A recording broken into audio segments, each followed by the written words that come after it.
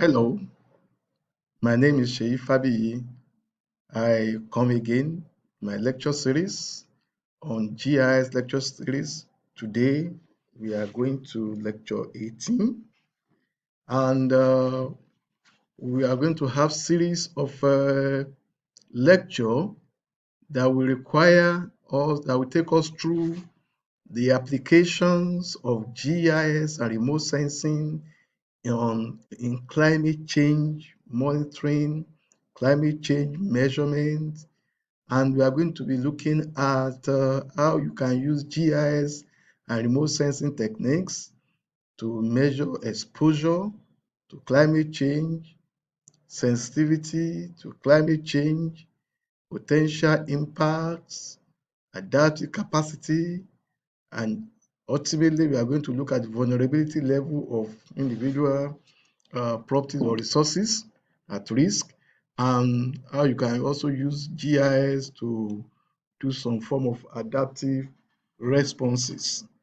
Today, we are going to look at particular application of uh, adaptation methods.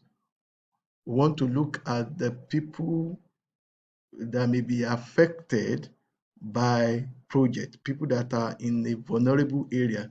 We are going to focus on flood vulnerable people projects.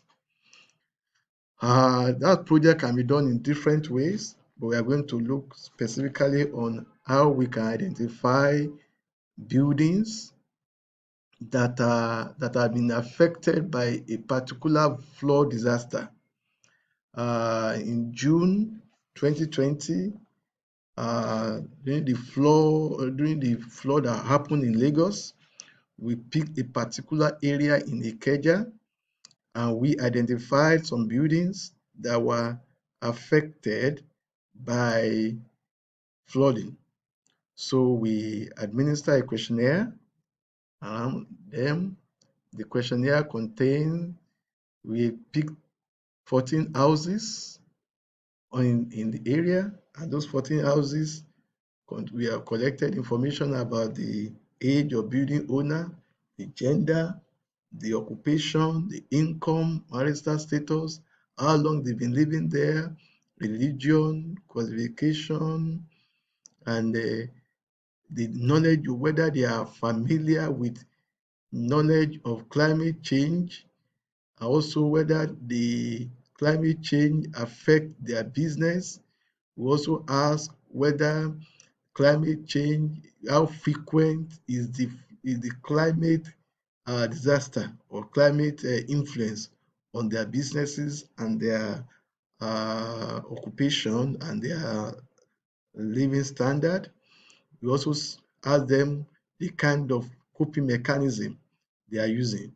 I also want to look at what is the climate change is having on their businesses. So we collected this data from the questionnaire and we want to see how they are how they are located on the how they are located on the image. We acquired quickboard image, which was actually it was Iconos, but was pan sharpened with the quickboard. So we have the resolution of 0.6 meter resolution, though it is multispectral image. So we now have this image, we have this data set, and we can launch our ArcGIS. You can use ArcGIS, you can use QGIS, you can use some other open source GIS software that you are familiar with. But in our case, we are going to use ArcGIS, and the ArcGIS, we are going to plot the point. We are going to check the location of the map. We are going to check the location of the buildings on the high resolution images. How we do this is that we first have to look at the data. We bring in the data. We have the GPS point. GPS is we can use our equipment either as GPS. GPS can collect data on the site. So we first save the location of the GPS. You have your map here. You open the GIS, and I've explained before. We have the display window. This display window. This is the table of content, and then we have the menu bar. We have the button bar. We have the toolbar, and then we have the status panel at the bottom here. So we are good to go. But we can take our data from Excel. It can be Excel, it can be Access, it can be any spreadsheet. But the first thing we must do is that we save the work either as CSV or we use a tab delimited. So you first select this, and then you select everything, and then you click on File, Save as Computer. Then we have this as instead of saving it as Excel workbook, we are going to save it as CSV, either comma delimited, that's CSV, or we save it as tab delimited, TXT. So let's save it as CSV file, and we click Save. And then, do you want to keep the format? Click Yes, and we are good to go. So we now open your ArcGIS. You go to the Add Data button. Under the Add Data button, you can open anything. You can open anything. So come here. We have saved it as selected building for vulnerability, CSV. You had it. So it bring it to the table of content. After the table of content, if you right click on it and you open it, you see the data here. You see the data in this environment. So we have the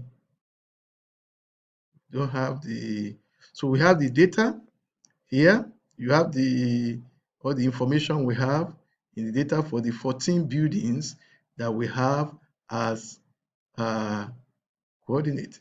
So you will also open your GPS point.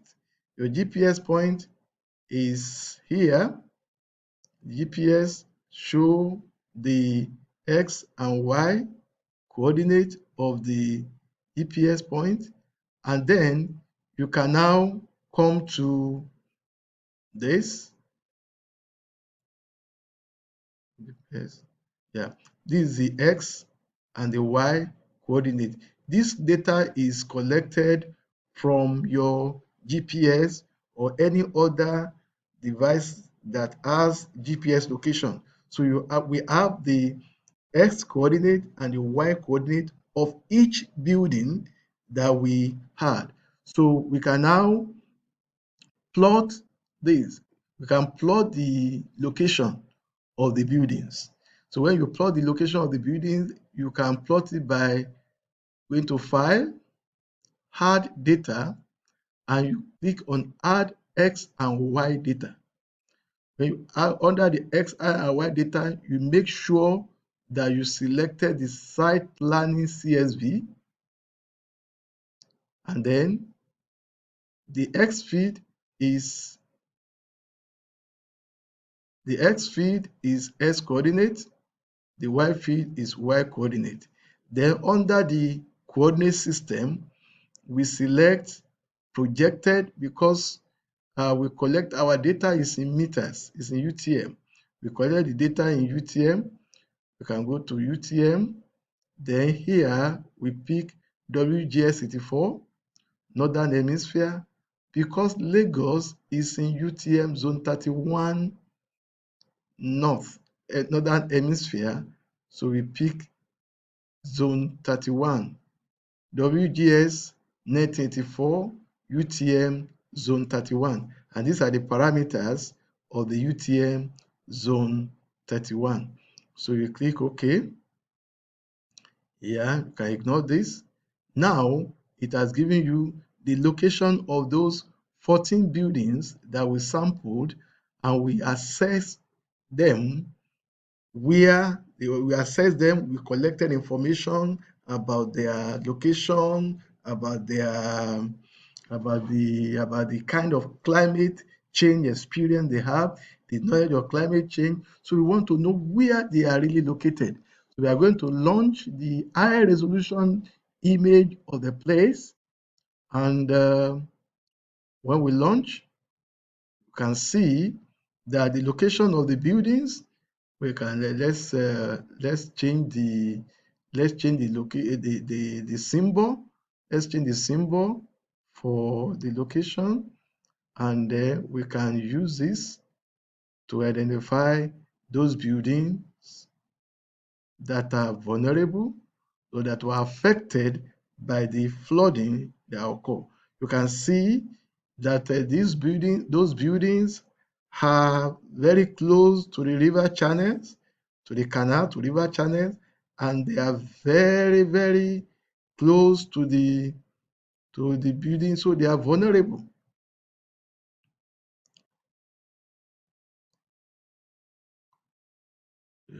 So you can check each of these buildings, what they are. Can check the buildings here too. The upper part here, some of the buildings are located here. So, but that is not all.